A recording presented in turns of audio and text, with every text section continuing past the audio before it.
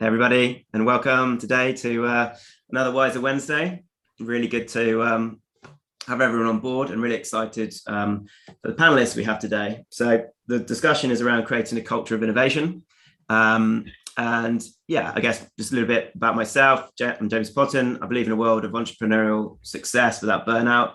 I've got the t-shirt to prove it. It's only slightly charred. So innovation, what a topic. I believe Drucker said it, business is just one of two things, like marketing or innovation, and we're focusing on the latter today. So let me introduce the panelists, and then we'll get going. So Sue Turner OBE, great to have you here. You're CEO of AI Governance. Sue has long dedicated herself to supporting British entrepreneurship, helping disadvantaged people improve their lives. We met whilst you were running Quartet a few years back, Sue, and actually you became someone who I could sort of lend an ear to whilst I was also running a charity. So being, or the other way around. So you were brilliant to just help me understand a bit more about what the role was and what was needed. So you took a brave move back in 2020 to do a MSc in AI and data science, and you were awarded your OBE for services to justice, social justice. So congratulations. Not spoken to you since then. You now inspire and support boards to innovate and use AI and data for profit and social impact. So great to have you here, Sue. Joolz, you're an author, you've got a book. So you wrote Enlightened Business, and you're a leadership and organization consultant working with small right up through to large corporates. You're human-centered in your approach. And Enlightened Business is all about unleashing human potential. And yeah, look, we met, and this is, a number of years ago, at least 10 years ago, I think. And I was just getting into meditation there, and then I started to question about how leadership could work and how leadership could be different. And your book had a lot of the answers in that for me. So thank you. And it was brilliant to have met you back then. Simon, CEO Namensa. Simon, you've got like really interesting backstory. You had a chronic stutter as a child and went through speech therapy until you were 16. And it's the reason why you're into accessibility and inclusion now. Consequently, you were bullied. Your mother was a single parent, didn't know what to do, and took you to martial arts class. And the bullying stopped within months. And you've been a student of 9 schools since then in ninjutsu. So, really inspiring story, and would love to hear more about your passion for accessibility today as well. So finally, Paul Corcoran, you're also MD of Interim Consult. In the 90s, you appeared on BBC's QED science program talking about your research into what was called electronic noise. There was a dog shortly after that was doing sniffing out explosives, and your family were way more impressed with that. So you decided to shift from academia into entrepreneurship, and you've been helping others do the same ever since. By the way, he's still got the recording but can't play it. So if anyone's got a spare Betamax, please loan it to him. So off we go. What an amazing panel. Just to set the mood, like a bun fight is a fun night. So jump in with questions if you want to here within the panel. We're live, so no swearing, and bad jokes are always welcome, such as, to whoever stole my copy of Microsoft Office, I will find you, you have my word. Boom. Come on, what? You're upselling yourself there. I know, thank you. Right, so starting from Joolz, let's do a quick intro. It's like a minute to where you are now. So what was your journey to I guess also being inspired by culture and innovation, and how you are where you are today. So Joolz first, the floor's yours. James, thanks for kicking us off there.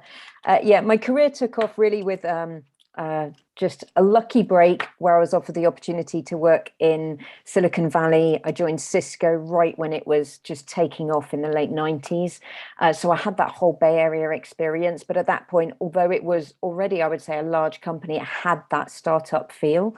And I loved it. I thrived on it, and then joined a startup myself, which had its challenges, and it was great to grow with it, but ultimately kind of did the whole burnout thing, working in the States, just long hours for many years.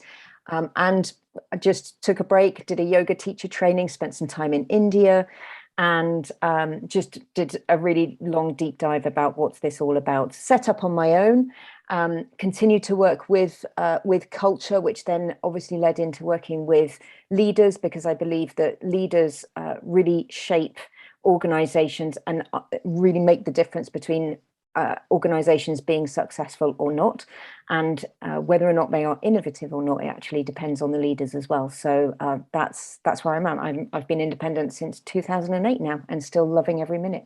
Awesome, great, thanks Joolz. I'll go around the screen. So next up here I've got Simon. So yeah, thank you for that introduction, and it's really good to be on this panel with these great and inspiring people. So like Paul, I got out of academia in the mid 90s and got into this thing called the World Wide Web. I kind of was one of those people that said, hey, this thing is going to really revolutionize how we communicate, collaborate, and share and do things. And people thought at the time that I was, just obviously doing something different. And then it turned out to be a pretty big deal. And I had a company that actually became the largest independent web design company in the UK. And within that company, I had a user-centered design group, which is the group that actually became Nemensa. And the reason I kind of shifted from, say, the web to experience was I kind of realized, flying around the world doing internet projects for clients, that the real action, the real focus was in how we delivered experience. And at that time, the W3C started to get into accessibility. So we kind of took the group from one company and moved that into a bedroom. And, we've gone from, 3 of us to now probably over 250 people as an independent agency in the UK. So that means not so much the number, but the things that we've had to accomplish in terms of scaling and how you organize and things like that. And we're very, very proud of being very flat. So I run Nemensa in a very flat way. I don't believe in like status or privilege or those sorts of things. So it's often odd to us that when we hear about, gender imbalances and stuff like that, because we tend to be 50-50 or there's more females than males. And we kind of like, it's all about people. It's all about humanizing. So my whole thing is about the best people, wherever they come from, whatever they are important. So it's like mind power. And yeah, today user experience seems to be a very popular thing that fellow board members ask me about to help them achieve. It comes in that flavor called customer experience, but it's all experience from my perspective.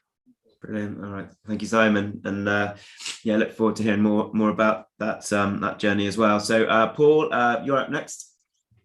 Thanks James. I started off as an engineer, and I've had a sort of random walk of a career, is probably the best way of describing it, without any particular plan or any particular ambition. So I started off in academia, did a PhD in AI, and that was back in the 1990s, when training neural networks used to take overnight, or maybe a couple of nights, rather than sort of 10 seconds on your PC. And it's interesting to see what that's meant for artificial intelligence, in the sort of wider industry. Just by sort of through random consultancy and research, I ended up moving into industry.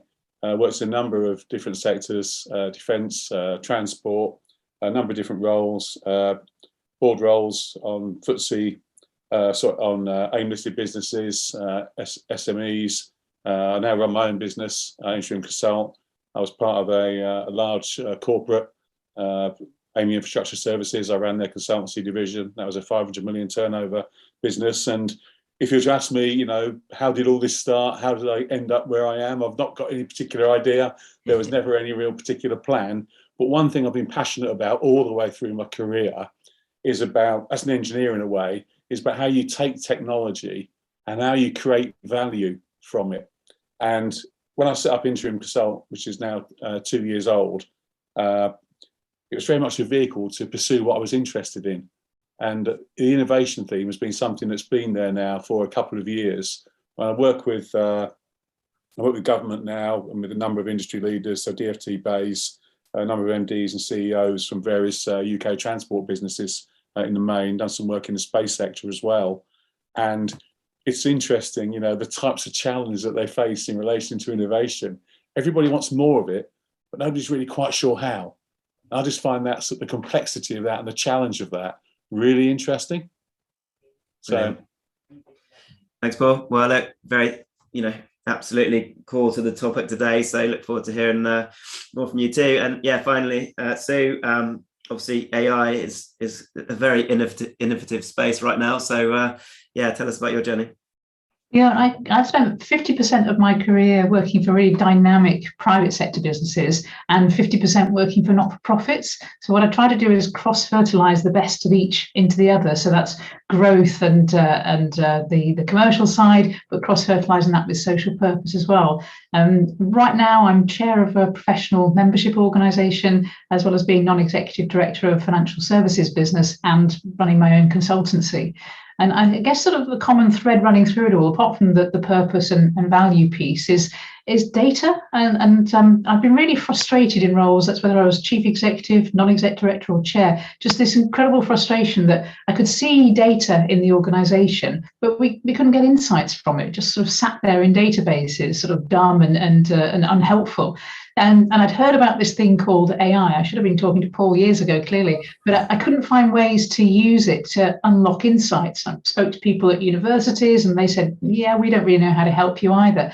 So I then heard about the government backing a new conversion course, or series of conversion courses across the country to bring diverse talent into artificial intelligence and data science. So that's how I came to take the master's degree. And absolutely fascinating. The first 5 weeks were just intense learning to code, and then the rest of the degree was about using that in really practical ways. And so I established AI governance because I'm just really passionate about helping business people to understand what AI can do for their businesses. And it is about innovation.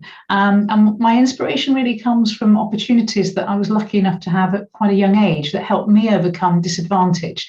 And that's given me a real passion for shifting power, sort of those like big tech companies that have a lot of power, and then the rest of the world that has relatively little. So how we can inspire people to figure out, to innovate, to use AI pragmatically. But the key part for me is with wisdom and integrity, because AI can be used on purpose or accidentally for some very nasty purposes and to have some very negative impact. So trying to get that culture right and the acceptance right that there are these negatives, and people wanting to set up their structures and their governance so that it's about the positive impact that they want to create is really exciting to me. I don't have all the answers, but I have lots of questions, and working with boards to ask those questions and figure out where the nuances lie. It's lots of grey areas, which I find very exciting. Brilliant, great, thank you, Sue. I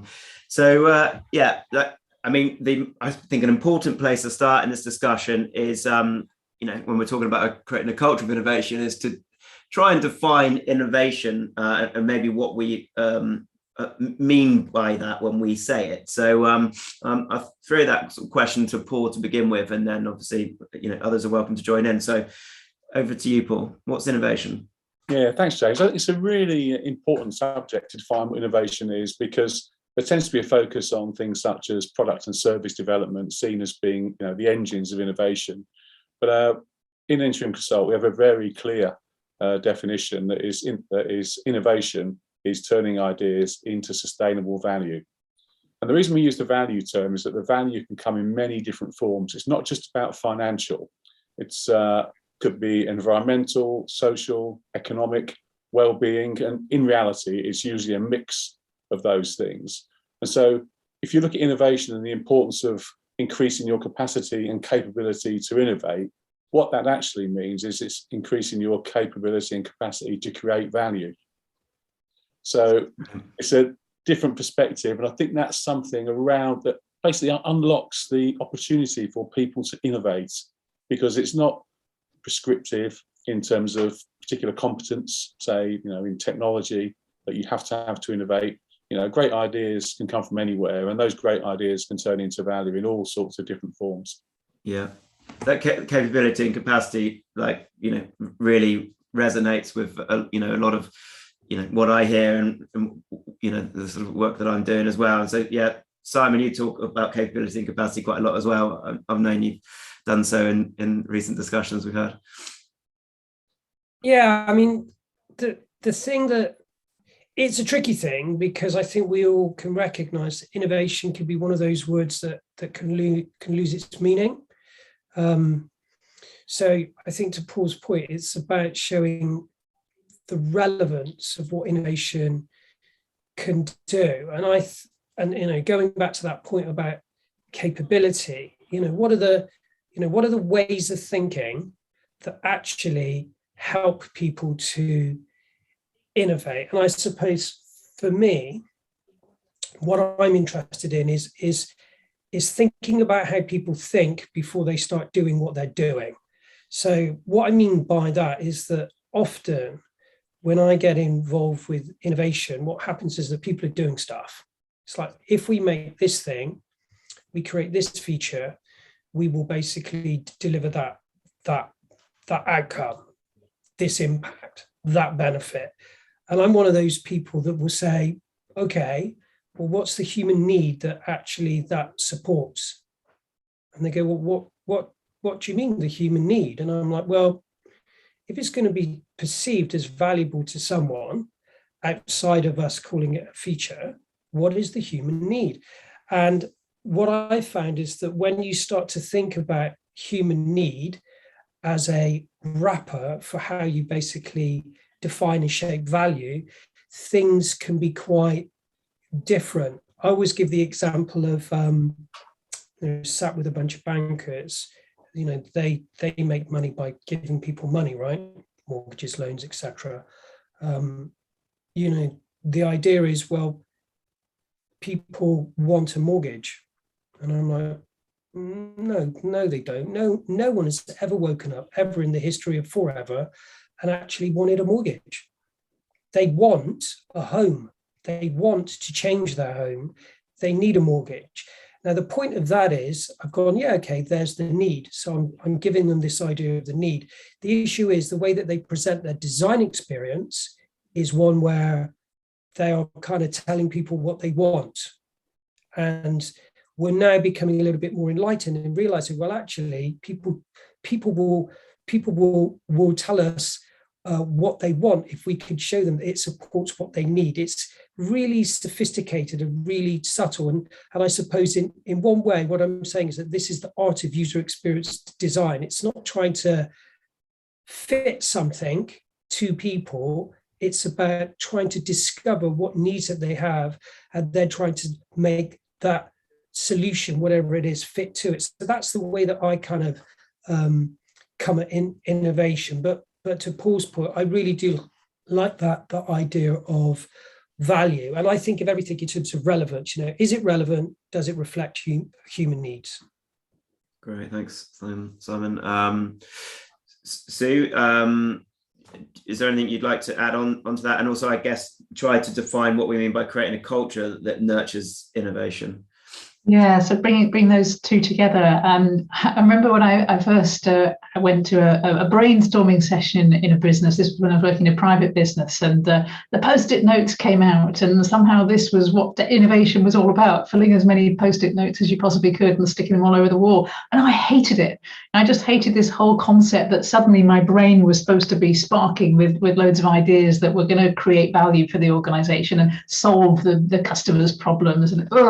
And so for me, innovation is not about Post-it notes, but it is very much, as Simon was saying, they're about thinking about what is the problem we're trying to solve here. What is it that we're actually trying to do differently? And for cultures, it's, do you have that environment that's really nurturing and allows people to think the unthinkable and be unorthodox?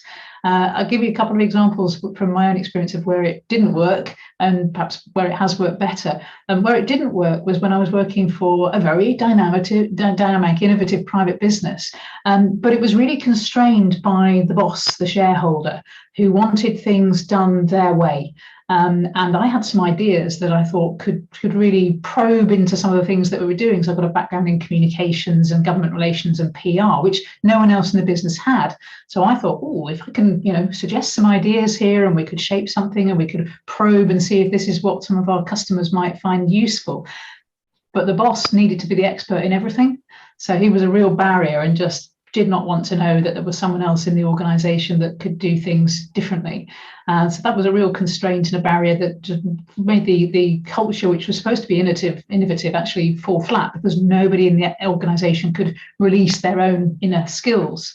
The other side of it, the side that worked really well, was in the not-for-profit world, working for Quartet Community Foundation. When I first came into the organisation, we were really ambitious about what we wanted to do to help more people and communities, but we didn't have the resources. So the constraint there was lack of resources. But the people in the organisation were so passionate about what they wanted to do and the problems that they saw and how they wanted to help and overcome them, that they had this talent that it just needed to be unleashed. So what we did there was, rather than think about our lack of resources and constraints and innovate just within the resources that we had, we said, no, let's listen to the team members. Let's listen to the experiences of the people and communities that we're there for, and be inspired by that. And one of the biggest inspirations for me was listening to a woman who runs the Greater Buffalo Community Foundation in North America. And she talked about how they changed their community foundation from being a service, if you like, for wealthy individuals, for philanthropists to channel their money through to local communities. She flipped that on its head and said, no, we're a service for the local communities. And we know the local communities, we understand their needs better than anybody else. And then if a philanthropist wants to channel their money through us to reach those people, they can do. And we thought about this quite hard and what that would mean for us. And we consulted very widely, listened to lots of views, and said, yeah, that's what we want to do. We want to be of and for our communities rather than of and for a group of wealthy people. And because we had that focus and we did research and we understood communities better than anybody else, that led to doubling the income and the capital base of the organisation, which then, going back to where I started, meant that we could do all those things that we were ambitious to do in the first place. So I think sometimes with innovation, it's about unleashing the talent of people and getting rid of those constraints and as far as you can, and then seeing what you want to do to really change the organisation. So going back to the first example, I think if the boss is the constraint, then that's a pretty tough one. You're not going to get rid of the boss, so perhaps then you need to remove yourself from that environment and go work somewhere else where your talent is actually appreciated. Brilliant, thanks, Sue. Yeah. I was going to mention Tesla then, but anyway. Yeah, look, there's a lovely segue towards yourself, Joolz, where I'd like to sort of look at what leaders can do to nurture a culture of innovation. So yeah, what are some of the things you've seen that work in organizations? Yeah, thank you all. Sue, fantastic stories about what good bosses look like and what not so good bosses look like. And I think that first to that first point, really, it's about being the role model. That is absolutely key. Those qualities, to have the humility to listen, which it sounds like obviously that boss didn't have. So the courage to take the bold decisions, the humility to listen, the vulnerability to make mistakes, put your hand up and say, I've got this wrong. How do we basically pick ourselves up and move forward? And that's really what creates trust. And it's really difficult to lead value. Love this idea of innovating about creating value. Yes, you need, clearly you need a very strong vision, mission, and purpose. It's like, why are we here? This compelling reason for why are we getting out of bed in the morning? Something larger that people can give themselves to. And I'm coaching somebody at the moment. The question I asked her yesterday is, what would it take for you to walk away? Because the mission is great, the purpose is great, but she is working for a dysfunctional leader, sadly. But she's still not willing to give up, because the mission is so strong. She believes so strongly in the purpose that she's just like, I'm not done yet. So it's literally now about, okay, how can she find the courage to even go to board level, even though she's in her early 20s, to actually just say, look, this isn't working. So that's what leaders need to do: courage, vulnerability, humility, to build the trust, create the strong purpose and vision. And I think the final piece I would say, and this is the most challenging piece, is not to go too fast. So I think in entrepreneurial organizations and businesses, it's such a fast-paced environment. It's all about pace. It's all about time to market. It's all about how quickly can we get the new release out or the new feature out or the product to market. But actually, sometimes you have to go slow to go fast. And those the richer, deeper conversations that need to take place. So it's that kind of like emergent thinking. And balancing the structured way of working with the unstructured way of thinking, that doesn't happen, naturally. It's not how we develop as children. So we enter this adult world of work, and because of our schooling and our education, we're not given this skill to rock up at work and have an empty diary and go, wow, what is today asking of me? What is it that's required of me today in this moment to move not just myself, but my people towards that bigger picture and that vision and the value that we want to create? That's challenging.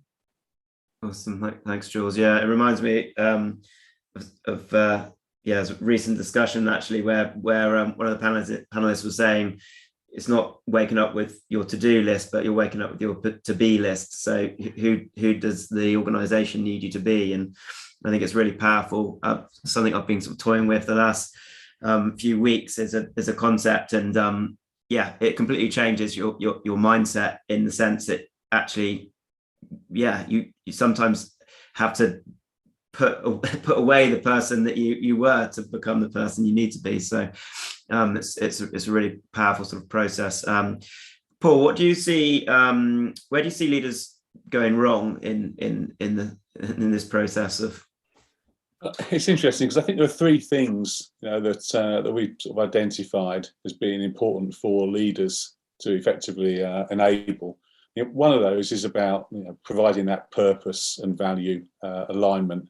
So, mastering that, creating that. And people have different styles. There's no one best way or, no one better way or no worse way. But, creating that sense of purpose amongst a business or amongst a team is really important. There has to be a leaning towards people orientation.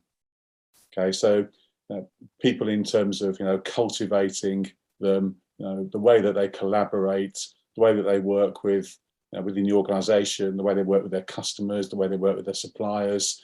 There has to be a sort of people orientation element to that.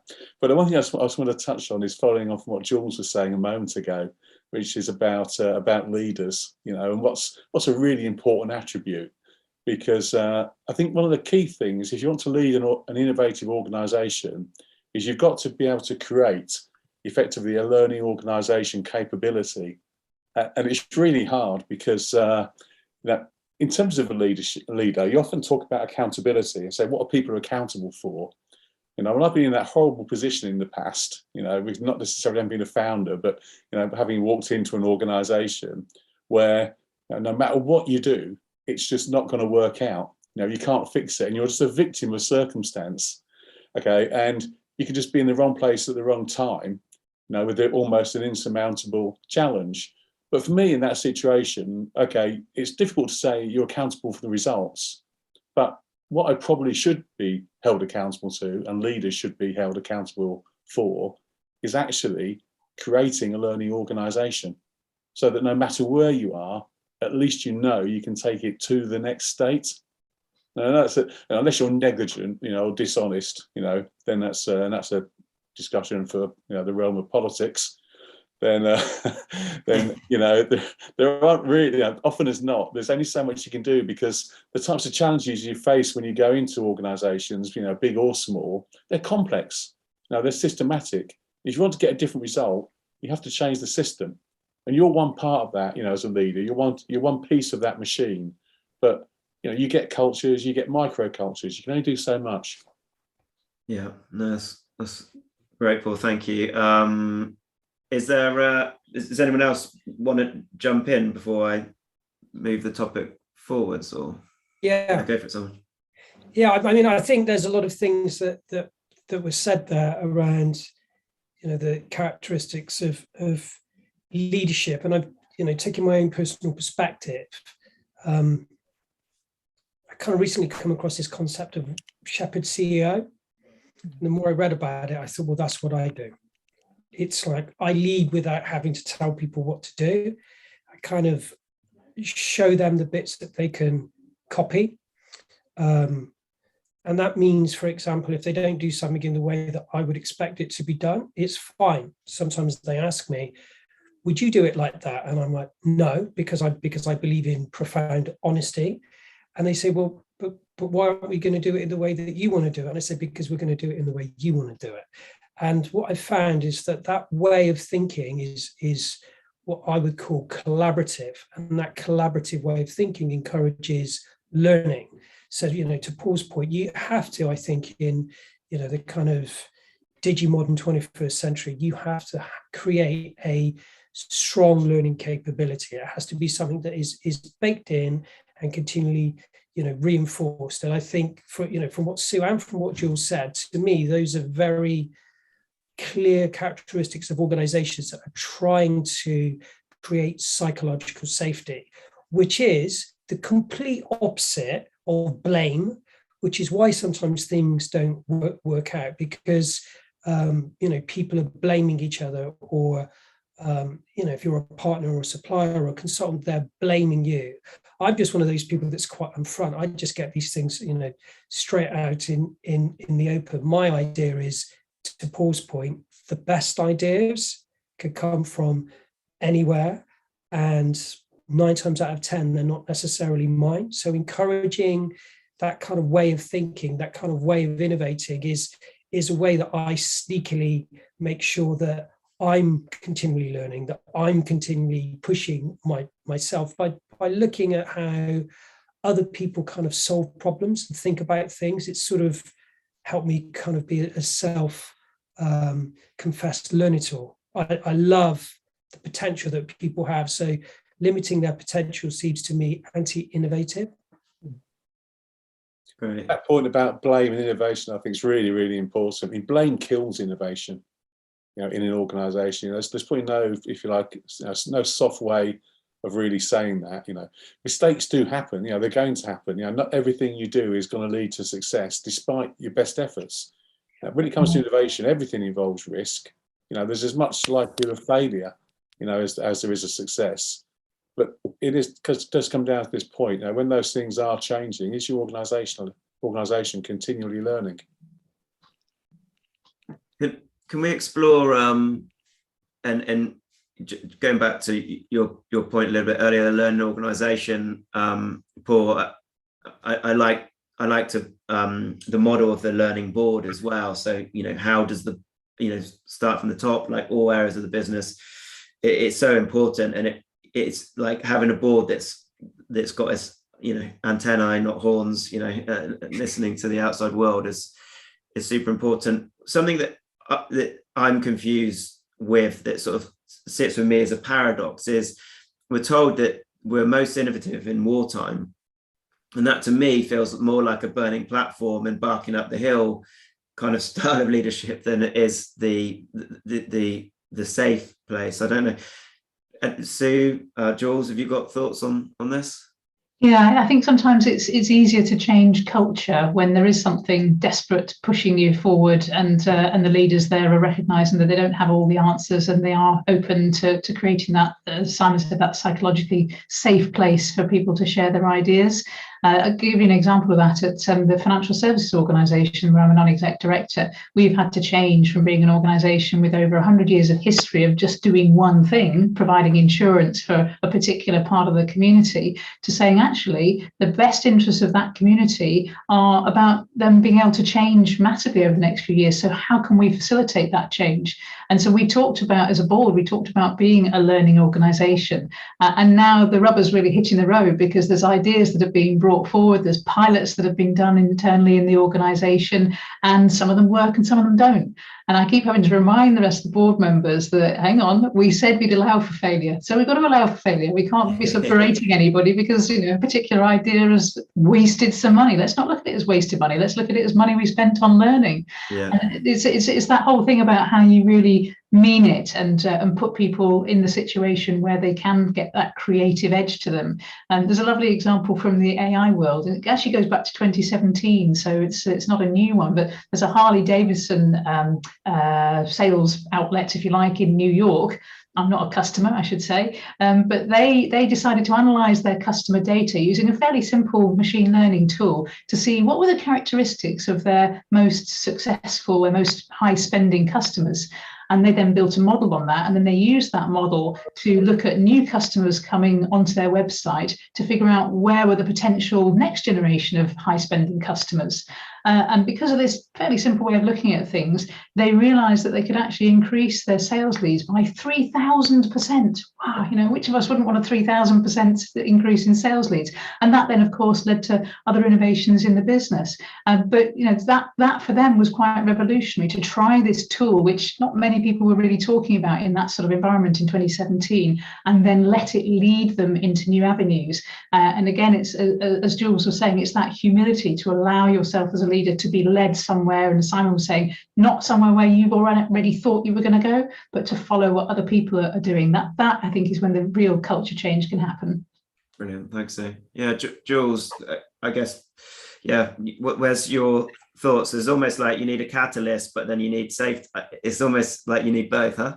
You do, and this is the real challenge. You know, that phrase burning platform. I remember talking to an MD of a small entrepreneurial company who 3 months into COVID was on the phone going, this is amazing. This is where the team, the team is now where I've been wanting them to be for the last, 3 years. Why couldn't they have got here earlier? Why are they now working in a way that they needed to be, and that I knew they had the potential to be? And critically, how do I sustain this? Because this crisis will pass, and I don't want them to go back into safe zone.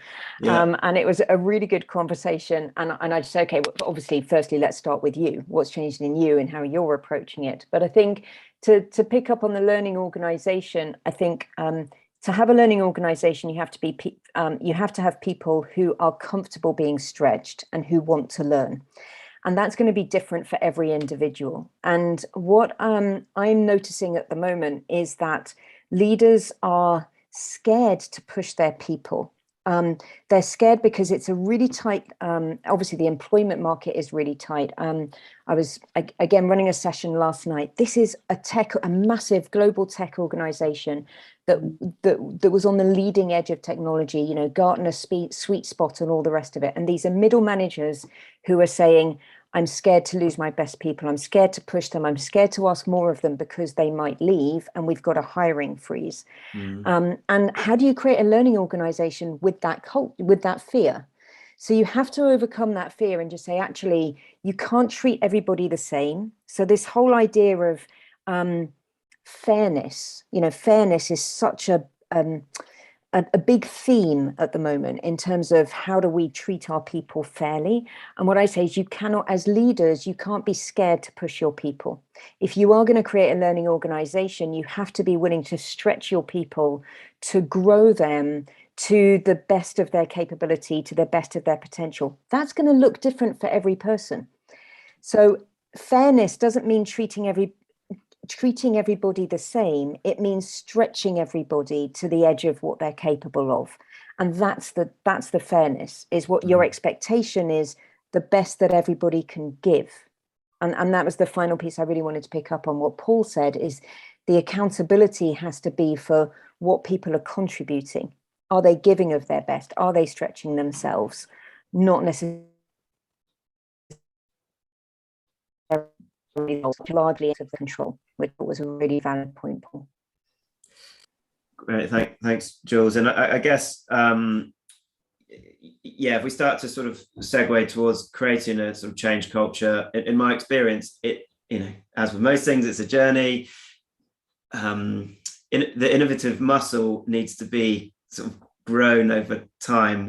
We found, so we went from, as a business grows, I always liken it to the age of the number of people to the age of it, as it were. So, toddler, early stages, 2-3 people, you get to sort of, 6, 7, 8, it starts to sort of, grow up a bit, and then you start to get to the typical teenage years. And it was around the difficult teenage years that we'd gone from just head down, do as a team, because we were just trying to, establish ourselves, get market share, that type of thing. And then suddenly we turned around to the team and said, okay, we do want to start doing some creativity, but how do we do it in a maybe incorrectly, but in a slightly controlled way? And we played around with the 20% time that Google had, but in a controlled way, where we did it on a set day. It was called Your 24,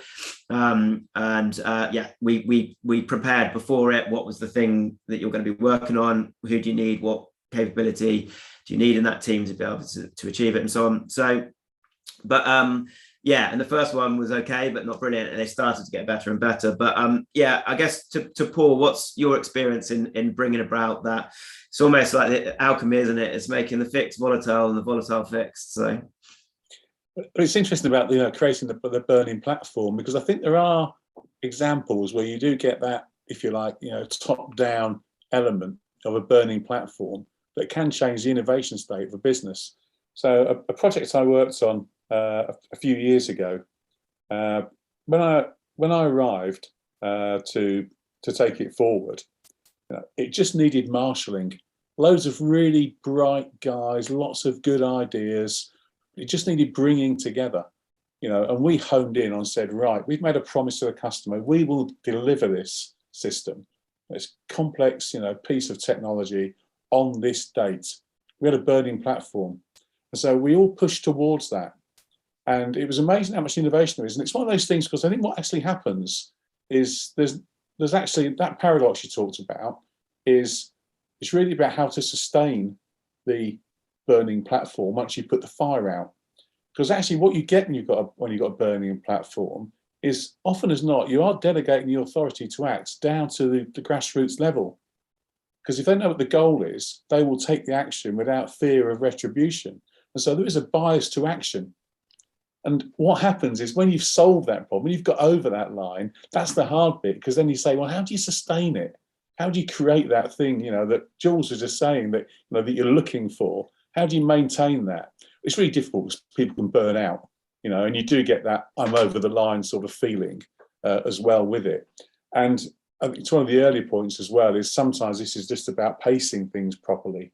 But there are definitely times when you can create that sense of purpose through a burning platform that doesn't inhibit innovation. But the difficult bit is, what does it mean for the innovation legacy once you've put the fire out? No, it's Simon, like, if you get brought in, quite often at the front edge of a project when they're trying to bring in, change. What's your what's the trigger or the catalyst normally for you being, someone picking up the phone and giving you a call?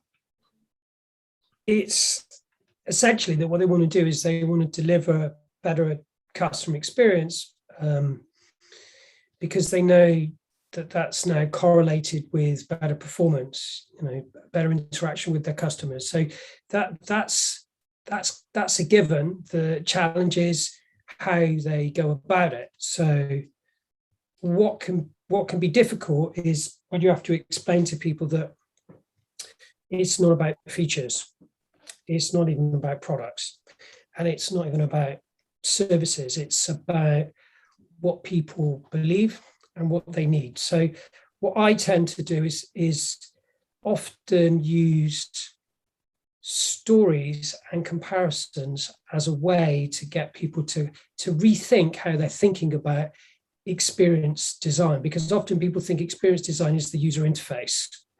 And, I'm trying not to burst into laughter when I think about that, but I'm kind of like, no, it's not the user interface. It's much bigger than that. And I want to go back to something that you said. So we say, we're talking about creating a journey. So what I'll say to people is, well, yeah, of course. And let's say that journey is amazing, and it leads you to what I call the view from the top of the mountain. And let's say that mountain is Mount Everest. Wouldn't that be the most amazing view ever? Of course, that would be the most amazing experience in the world ever. And they're all like, yes, of course, that is the experience that we want. And I'm like, okay, but to get your customers to get that experience, they need to get there. And then they need to get back from there. And they're like, Simon, what are you talking about? And I'm saying there is critical interaction and things that people do before they go on that journey and things they do after that journey. And the journey is much bigger than you think it actually is, and actually has a lot of other journeys involved. And I do that by kind of trying to explain that what they want to achieve is really, really, really complex. And experience design is really, really complex. You know, it's a systemizing way of thinking. And the other example I give them, and it's really relevant to the pandemic, I kind of say, right, is you're trying to solve a complex problem, and you really don't know kind of how to do that, or you're going about it in a way where you're not going to achieve it. And that can sound condescending or patronizing. And I kind of have to lead them to this point of, what are the hard problems that this complex problem is made up of? Because maybe those are the things that you can start to tackle. And actually, by giving people the confidence to tackle those things, you start to address what the complex problem might be. And if you think about what we've gone through creating vaccines for a virus, which is part of a family of viruses, which we've been studying as a species since the sort of end of the 1930s, it was, exactly to your point, an event that led to a whole bunch of nations around the world coming up with that solution. Now, that is a complex problem solution.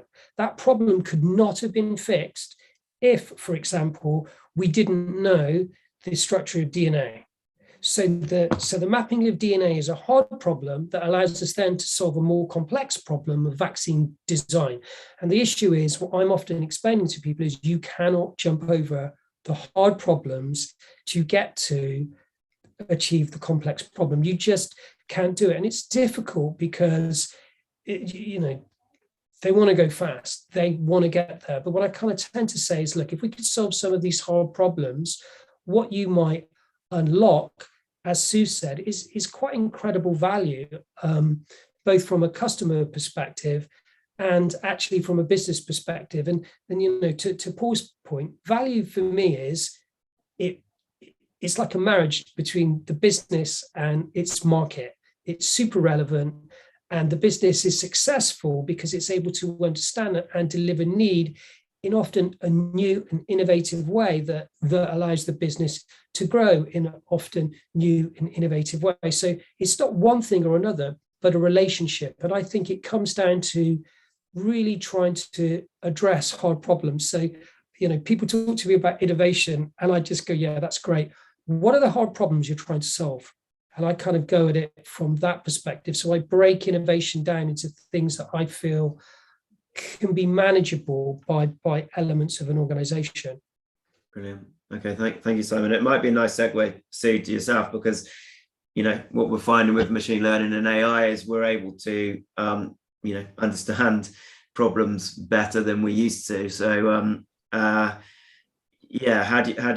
what's your thoughts on the potential or the possibility as a result of the advancement in ML and AI? For me, I think there's huge changes we're going to see over the next few years. Just like we couldn't imagine back in the early 1990s what difference the internet was going to make to our businesses. At the same now, we can't really imagine what difference over the next 5 or 10 years AI is going to make, but I think it will make a big difference to how we see problems. So we'll still be aware of, say, a business issue, but how we see it, because we're looking through the lens of data, I think will change a lot. And I'm not talking about artificial general intelligence coming along and solving all the problems for us. I still think the human brain is going to be brilliant at looking at subtle things and nuances. But I think the main issue that really though holding us back is that understanding of what these, not just AI, but other tools can do for us. So we might have a good picture of the problem, but not looking at new tools that we could use to solve it. And there was a government survey that came out back in January that said only 15% of UK businesses are using any AI tool yet. And the main reason that most businesses are not using any is because the leaders don't understand it. They don't know that fundamentally it's about finding patterns in data and using those patterns to predict, to personalize, to automate.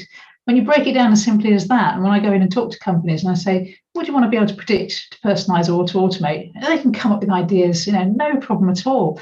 But I think the other thing really is about I hope, maybe this is me just being wishful thinking, but about shifting power. So rather than saying the power is in the hands of a few, when we unlock the power of data and we unlock some of these tools, then lots more people can start to innovate and use them. But it's as you were saying, James, it's about being persistent, isn't it? Because the first time we do it, it's probably going to fall over, not quite do what we wanted. So how do we persist and use those untapped talent in our organisations to keep moving forward?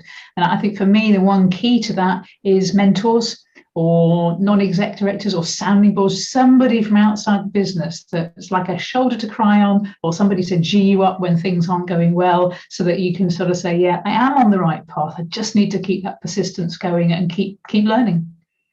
Awesome, great, thanks, Sue. Anyone want to jump in on that? I think there's a really interesting link there between what Sue and Simon have just said about, sorting out these hard problems that then can solve the complex problem. Because, the example with, DNA profiling and vaccines is a really good example. But coming back to Sue's, and to be fair, it's just thing that the first-hand experience of, developing AI solutions on computers that took days, to do the things that now take seconds. That hard problem of, of accelerating, and increasing the power and the memory of processors, and we're not even into things like quantum computing yet, which is going to be another leap, from where we are now. That has unleashed the capability for, the types of data analytics and the type of AI work. And that was a hard problem that's been solved. And now you can move on to the next one and the sorts of things that Sue was talking about. Yeah, we could take it in a number of directions with, Web3 and metaverse, multiverse and so on. There's lots coming through. And maybe, it's interesting. I think if we could just, I guess there's like a little bit more I'd like to do on like the culture, and then we'll look at sort of where innovation is going. And maybe back to you, Joolz. There's a difference in innovating in a company between it's just an individual innovating and then cross collaboration. Is there something there that you've seen? Again, this is how do we spark that? It's almost the skunk works, isn't it? It's known as, where you have a small team who go off and work on something that then can proliferate through the organization. But what's your should innovation start with one, then two, then three, or should what have you seen work in the work that you do? I think it's about having the infrastructure in place to be able to share the ideas and then invite input and collaboration as early on in the process. The later on down the line it gets, the more difficult it is for people to then be able to contribute. And that becomes tricky from an organizational structure perspective. Obviously, it depends on the size of the organization. But this, it's how quickly can ideas be disseminated and then built upon, so that the richness is enhanced. And this is obviously, like why diversity is so important, and having different voices in the room. And if the diverse voices aren't in the team, where can they come from? I was struck by Simon's. I just happened to be on the LinkedIn site. A beautiful story of a Namibian practice of how women go out into the bush and listen to an unborn baby's song. Now, imagine if that story was told, and what that could spark in terms of, well, what need are we looking to address? And let's just bring in a story that may have nothing to do with the problem that we think we're trying to solve, but just see what it sparks. And this is what I mean by creating the time and space. Yeah.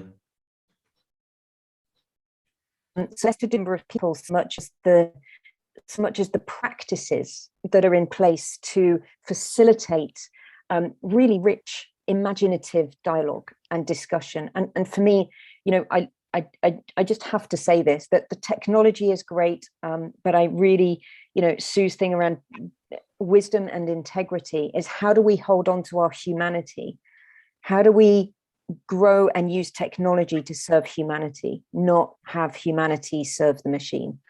And that for me has to be the ethos that runs through any innovative practices. And from a culture perspective, in terms of the bedrock of any innovative culture, if you want to do it with wisdom and integrity, that kind of, for me, has to be a mantra that leaders have to establish from the outset.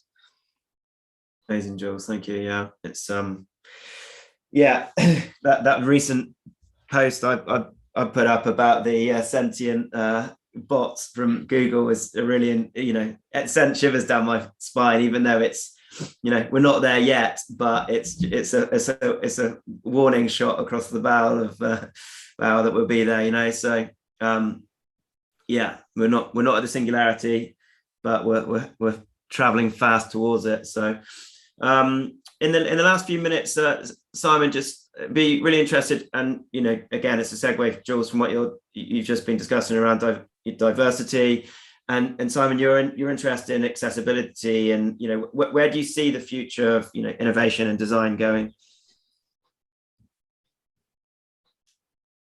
Then I suppose I have to taper this with the fact that I'm an idealist at heart. So I'd like to think that it will go in a more inclusive way. So I think it's absolutely imperative now more than ever before that we ensure that we design for all, because we're all important. And I think that point that Joolz made around fairness is really subtle but super relevant, in the sense of one person's fairness may be another person's unfairness. Now that doesn't, it's not binary. I think that's the point that Joolz was making from my interpretation, and I think about what Paul was talking about in terms of learning, and then about Sue thinking about in terms of boards and how we think of them in that way. You can flip this idea of cognitive diversity on its head. So I don't mean diversity, ethical diversity, where we're talking about gender, religion, or stuff like that. Those things are super important. Of course, that goes without saying. I'm talking about how people think, as Joolz said, in trying to embrace different people to think in different ways. And we know that when we can combine people in different ways, what we get is much greater innovation. And for me, ensuring that we design in an inclusive way means that we are not going to leave behind or exclude through ignorance people that can add so much.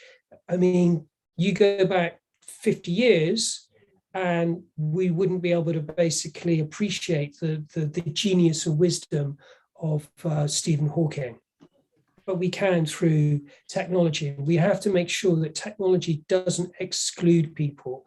So I think making sure that everything that's designed, I hope, through technology should empower people more. I mean, especially digital technology, there's a real opportunity to ensure that we can design things that everyone can use in a way that's really difficult to retrofit in the physical world. We don't have to go through those problems with digital technology. So from my perspective, encouraging everybody is really important, because whilst we might not be able to agree, because it's so interesting on what innovation is or what the value of innovation might be, from the simple perspective of exclusion, we can agree what that feels like, and it feels bad. And you don't need a PhD in psychology to be able to work that out. So from my perspective, innovation is designing with a sense that everybody can do something. And I'll leave you with this idea that we think about a lot is what we call situational accessibility. So people will say, yeah, but you're designing with people with different, they say disabilities. This is still used today. I don't use that word. I use the word abilities, because we all have different abilities. And as you know, I have, apart from being a man, many disabilities. So the point is that, can you imagine a parent on the bus carrying their child, trying to send a message to their partner about doing something? Well, it's going to be really difficult to do it with one hand. That's a situational environment that a lot of people have been in, that I've been in, where it's very difficult to do all these things at the same time. So being able to design technology so that it can support interaction in different ways, all that sort of situational perspective is what I mean about designing for inclusion, about thinking much bigger and in a more systemizing way than the user interface or what we want someone to do. So I think that in the future, what we'll see is this much greater push towards inclusive design, which is, you know, a huge, gnarly, hairy, wicked problem, but one that I'm still happy to take on. Fantastic, thanks, Simon. Hey, look, we're just running out of time now. So in the last last minute or so, I just want to quickly go around the room. If you could wind the clock back 30 years, what advice would you give yourself? In less than 20 words on how you could have been more creative, or how what is it that you've seen that you wish you knew 30 years ago? So let's, Paul, you go first, and we'll quickly go around the room. Yeah, I think for me, having an engineering background, I think what I learned sort of later in my career was that innovation isn't just about service and product development. Now, there's lots of different forms of innovation and lots of different value that can be created. It's not just about the engineering and the technology. In fact, it's very often not at all about the technology. Awesome, thank you, Paul. Sue? I was offered 2 jobs when I first graduated, and one of them was a trainee computer programmer. I wish I could go back and offer my young self the advice to take that job, because you never know where it's going to take you. Awesome, thank you. Joolz? Not to be limited by limiting self-beliefs. So, my limiting self-belief was I don't do science. I'm from the arts, I'm a linguist. I don't do maths. Absolutely rubbish. And so don't carry those stories through. Awesome. Great. Thanks, Joolz. And Simon? It's a really good question. I think to be less righteous with what you're thinking, and to be more empathetic with what others can help you see and understand. I think if I could, that's how I do it now. But if I could go back, that's definitely what I would be saying. Shut up and listen. Yeah, thank you, Simon. Yeah, and with all these things, it's easy to say and so hard to do. Hey, I don't know why, but it just is. It's a weird, that's the journey as a human being, I guess. So look, there you have it. Really, really interesting topic and discussion today, and thank you to all the panelists. Understanding the hard problems to solve the complex is, what we need to go through. For tech to serve humanity, not the other way around, and for tech to serve all. And have courage, vulnerability, and humility. So hope you've enjoyed today. Hope you feel a little bit wiser than you did before on this Wednesday. If you want to see other podcasts and versions of this, then go to WiserWednesday.com. Next one's on the 20th of July, all around founder fundraising in stagflation. And yes, we will explain what stagflation is. So look, thank you so much for joining, and thank you so much to the panelists. So little round of applause. Well done all. Thank you. Thank you. Thank you. Bye-bye.